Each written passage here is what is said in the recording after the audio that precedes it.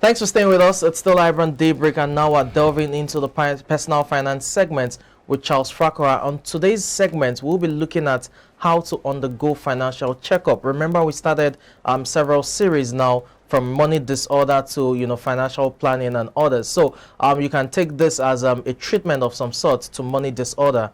How can individuals undergo financial checkup? And we have Charles Fakora here in the studio with us to take us through that. Good morning. Morning, Thompson. Good morning. Morning, Margaret. Yes. I see two of you, the color black. Maybe we should begin to call you Doctor, Charles Fakora, Doctor of Finances. Nigerians like titles after all. Me, I don't really like titles, but wait till I conclude my PhD then. Okay. The actual doctor is in view. Of course, That's nice. Congratulations in advance. Thank you so much. Okay, talking about financial checkup, I know we talked about analysis sometime. Yeah, a lot of things that relating like the human body. So talking about how to conduct financial checkup, what does it entail? Yes, but before I go to answer your question, do you know that most of us, usually the men, we go about with a very lean purse. Our purse very lean, or wallet as the case may be, very lean.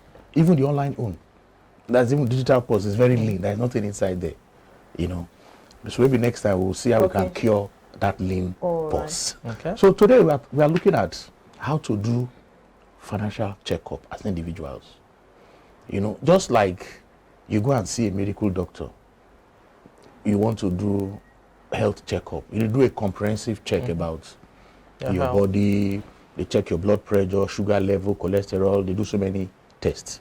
Now, likewise, for your finances, financial checkup is just simply, the individual now looking at a systematic look of your finances currently. Just as the doctor will look at your health, your body currently, what is wrong with you. The same applies to doing a financial checkup. Okay.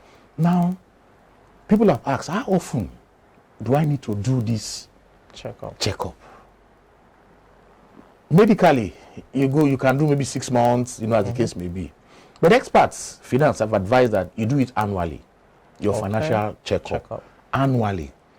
But you can also do it after a major life event. If you get married, for instance, you should now do a financial checkup. Yes, because you must have spent so much. If you had a divorce, immediately after a divorce, it's a good time to do a financial checkup. If God has blessed you, has added another member to your family, you have a baby, you go for a financial checkup. Then, of course, if somebody dies, maybe your spouse, that's also a time to do financial checkup. Okay. And it's always good, like we have said, to do it annually. But when these events occur, you can do it. Yes. Okay.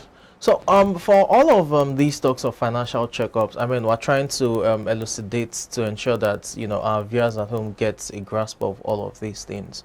What does financial checkup entail now? Yes, like we have just given the definition, that it's a systematic look at your current finances. Okay. And the first thing you will do, note you already have a financial plan. Yes. Now is to revisit that plan. Okay. In that plan, you already have goals you have set. You can set and reset your goals again.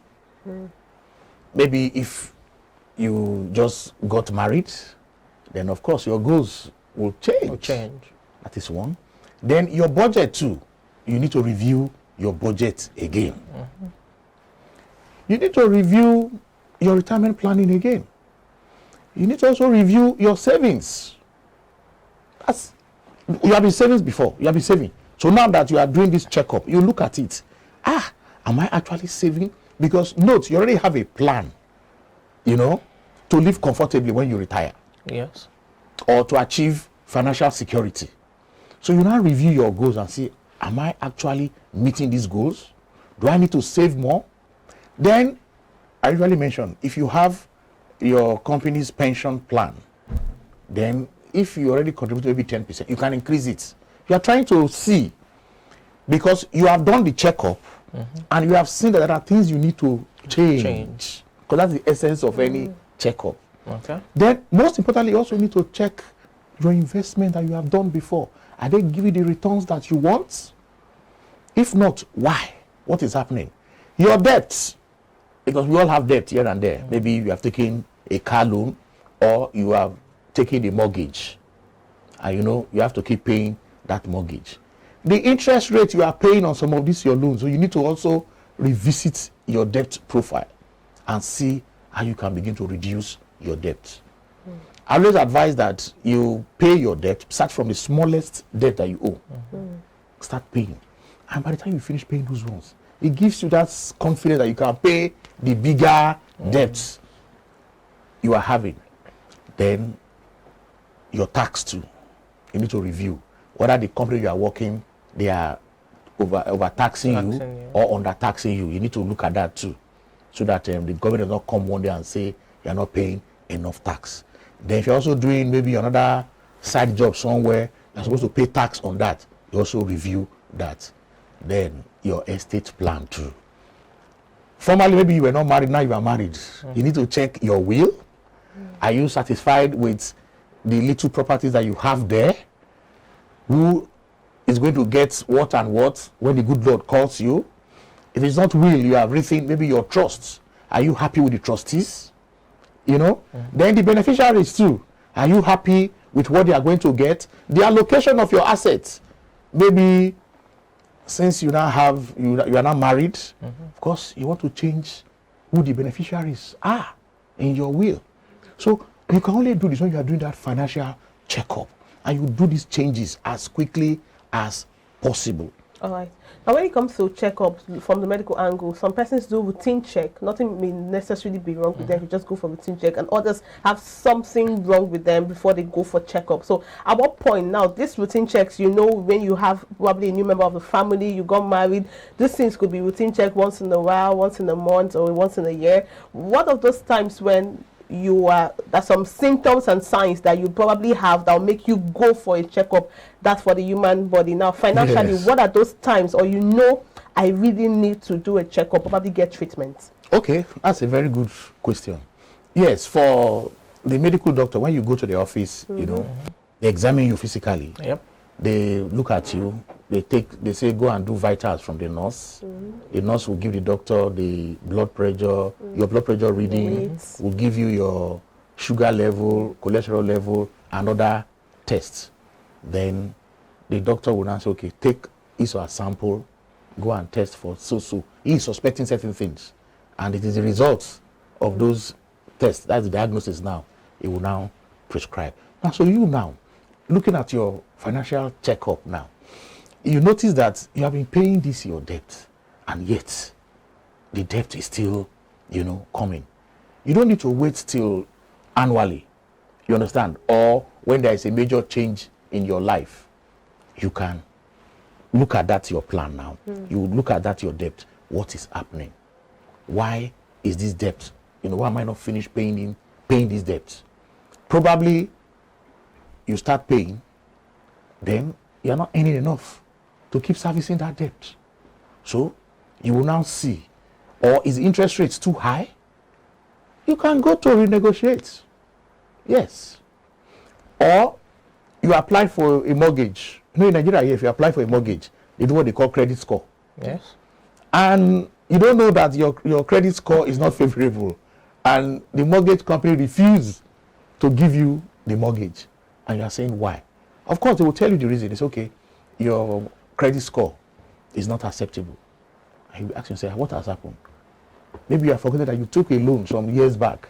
Because now in Nigeria, there are credit bureaus now. If you go to any mortgage institution, you want to take loan, even bank now, they will check and see that you are not owing any other bank. Because in the past, people will take loan from bank A, they will run to bank B, take another loan again, just causing problem for the system. So now, without even waiting for you to go to a mortgage or to take any loan, you can just do a credit check on yourself.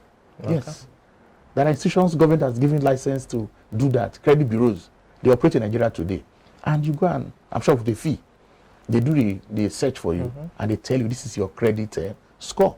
They will even advise you how to improve that your score so that in case you want to access any loan, it will be easier for you. So you don't need to wait till end of the year. Yes. Okay, when we're talking about financial planning yesterday, you said it's something one can do for himself or herself, Yes.